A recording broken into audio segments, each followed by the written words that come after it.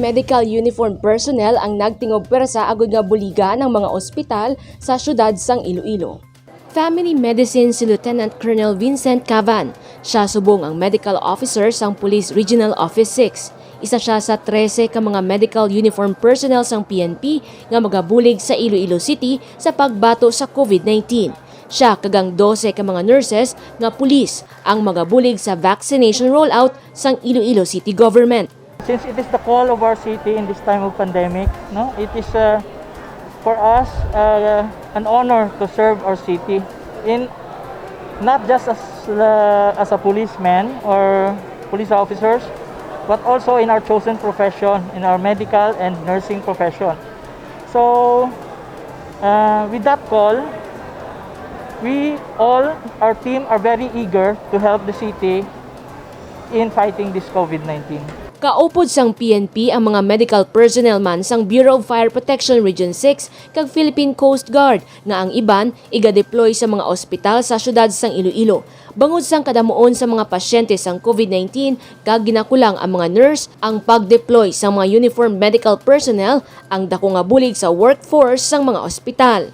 As we continue to fight, it is with a great pride that I present to you the medical uniform personnel who volunteered and who will be assisting the different hospitals in the city for the next days and weeks.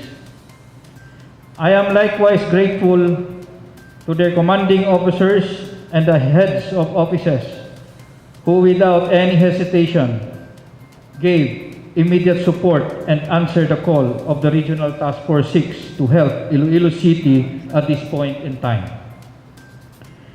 Despite the limited funds, if there's a will to help, we can always find ways to do so.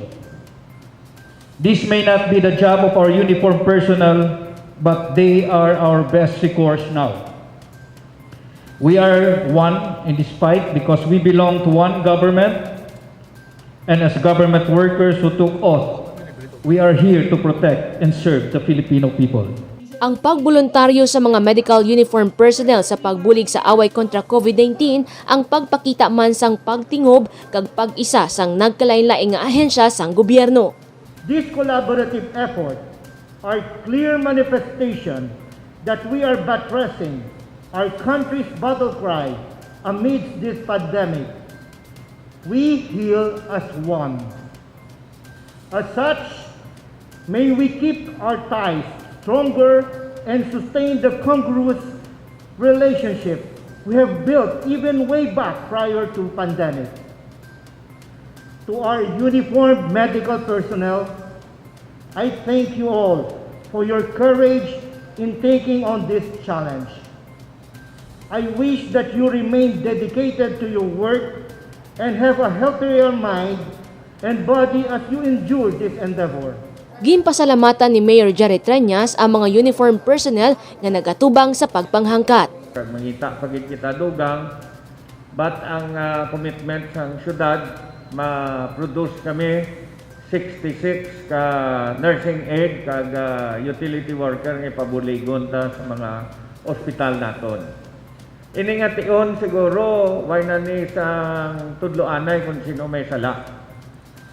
Ginatubang naton ang dako nga problema. Pasalamat gid ako sa ngalan sang syudad sang Iloilo kag sa tanan nga pumuluyo sa syudad.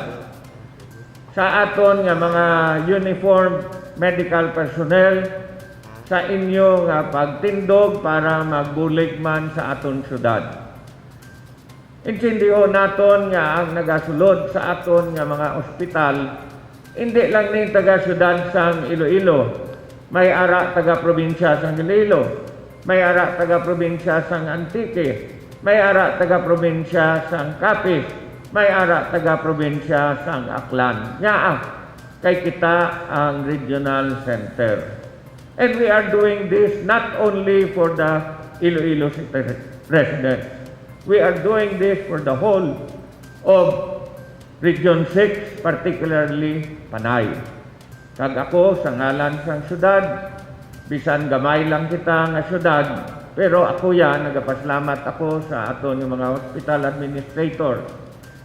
In spite of And despite of all the difficulties nga ginatubang ninyo, nagatindog kamo para nga makaserbisyo kamo diri sa aton isla sang Panay. Kag napasalamat gid ako sa aton nga mga uniformed medical personnel. Kahapon, formal nga nagpirma sa Memorandum of Understanding ang mga opisyal sang OCD-6, DILG-6, PNP Regional Office 6, BFP Regional Office 6, Philippine Coast Guard, Iloilo City Government, kag mga tiglawas sang ospital sa syudad. Gilayon man nagpaidalom sa orientation ang mga uniformed medical personnel nga iga-deploy. Jennifer Garcia Hernandez para sa Level Up Patrol. Iloilo City magapabilin sa Modified Enhanced Community Quarantine tubtob Hunyo 15. Ginkumpirma ni Mayor Jerry Treñas nga magapabilin sa Modified Enhanced Community Quarantine status ang syudad sang Iloilo tubtob Hunyo 15. Ini kasunod sa pag-anunsyo ni President Rodrigo Duterte nga isa ang syudad sa high-risk area sa pungsod. The MECQ is really meant to make sure that there is no movement of persons around the city. In the meantime, at the same time, we have limited the businesses that will open only to essential businesses because hindi ta gusto nga magsigi ang movement ng tao, no, because taas gid kaayo aton kaso. And if we have tested so many, there are still so many whom we have not tested nga base asymptomatic pa. Naginyo man ang alkalde sang extension para sa temporary suspension sang inbound kag outbound travel padulong sa Negros Occidental kag pabalik sa syudad sang Iloilo.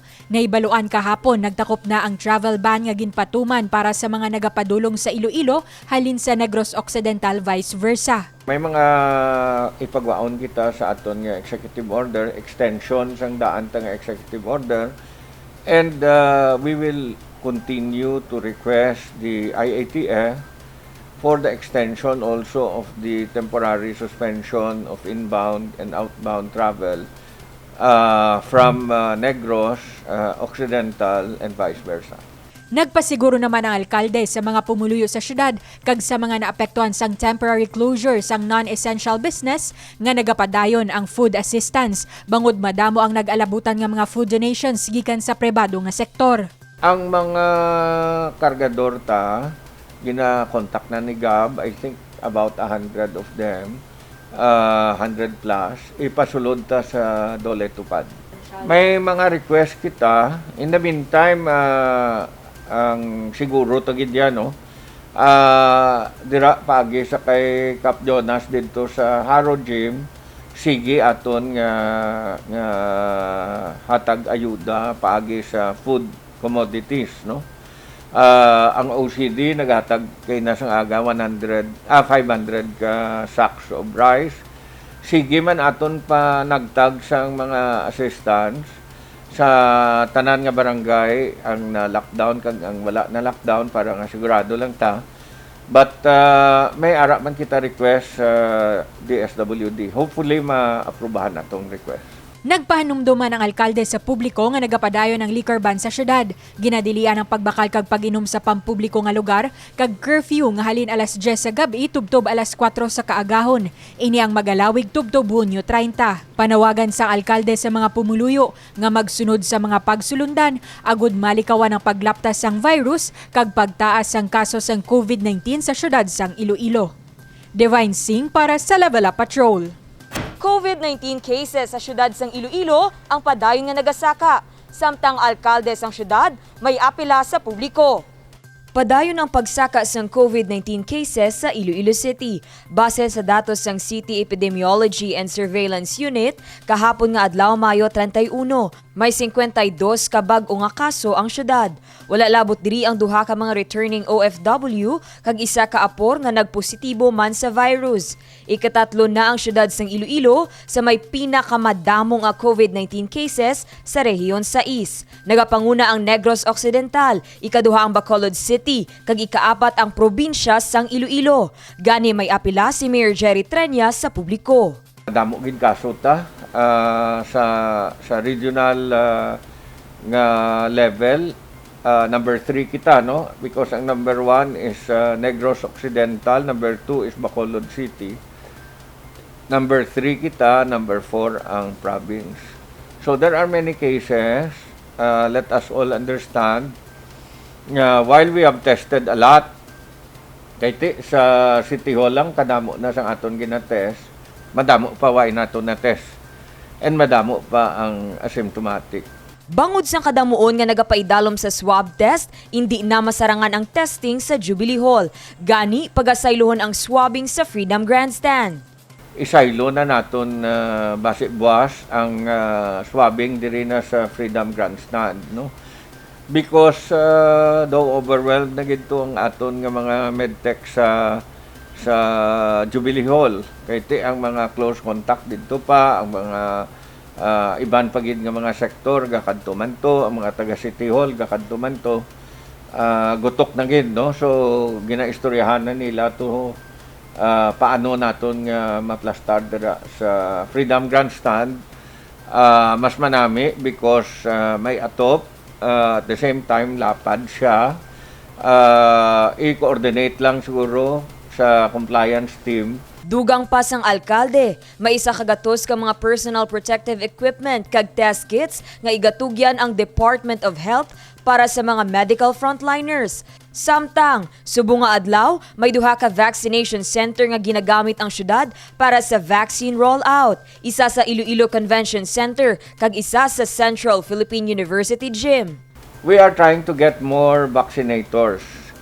Kahit ang mga nursing aid nga makabulig sa aton sa vaccine, ang mga nurses, kung may additional vaccinators kita, makaabri kita isa pagid ka vaccination center.